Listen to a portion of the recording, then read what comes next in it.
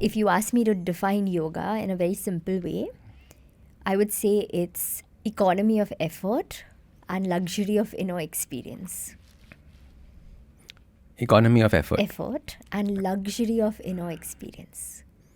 Because all the things are taking you to that economy of effort, right? Like the things that you're talking about when you're talking about habits, what is it? It's economy of effort. Instead of making, like we were just talking about, maybe on the flight and, all of that. And when I'm saying I eat only at 9 and 5, I don't have choices. Like I have made the choice in conjunction, not with like my random choice, but with how nature's rhythms work, right? And then all the clutter around, we were just talking about, I've just come to India after a long time and, all the samosas and the chaat and like all of those things you're seeing in the dosa and you can smell everything. And I don't have this opportunity to like just go out and get this stuff. And there's like nothing inside. There's a joy to experience it. There's a little bit of joy for the nostalgia, but there's not like, I need to go back to that time, when we used to be outside college and have that sandwich from that guy that used to put butter and chutney and save and everything on top cheese of on it. it. And lots of cheese. Like I can enjoy that as a shared experience, but I don't feel the need to go back to it. And then all that clutter, right? What we talk about, the yoga's chitta vritti nirodha, right? The fluctuations of the mind start reducing. Because there's no decision making. There's no conflict. The conflict reduces so much because you're so clear about what you're aligned with. It's like simplifying life, minimalism of effort, like you said. Like, I know these are the things I have to do now. Why you're trying to confuse my life and adding more stuff to it?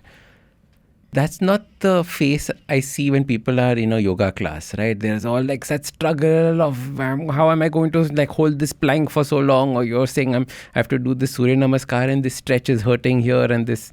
So where is the inner peace when you're thinking about that struggle that is there in that asana? Yeah. So the depth of grace that you experience, right, is directly proportionate to the, I won't say struggle, but the tapasya, right? That forbearance that you have. It is not possible. And we've got to understand that yoga is not about calm. I mean, I just want to, break some myths around it. I'm not calm all the time. It's about being in a state of allowing. This one of my gurus, Swami Shambhudevananda, he would keep saying this, and I just never got what he was saying. He would say, just keep allowing. I'm like, come on, you're trying to make me hold this asana for 10 minutes. Like it's just awful. I feel like rubbish. Like, what is allowing? Like, what is this, surrender?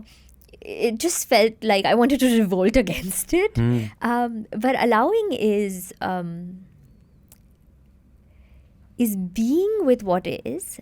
I don't have to accept it. I don't have to say it's okay for whatever to be happening, but I can say it's okay for me to experience anger while I'm practicing yoga.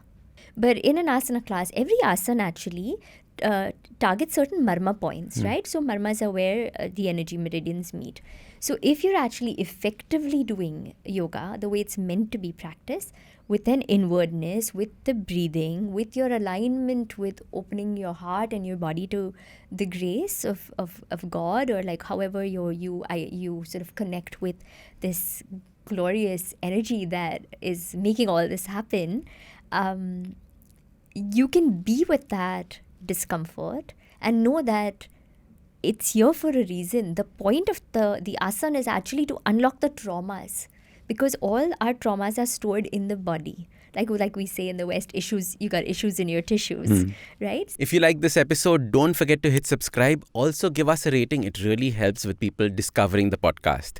If you like podcasts like this, check out other interesting podcasts on the IVM network. You can also watch all the episodes on the Habit Coach Awesome 180 YouTube channel. Follow us on social media. We are at IVM Podcasts on Twitter, Facebook, Instagram, LinkedIn, everywhere.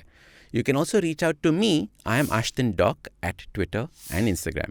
You can connect with me on my website, awesome180.com.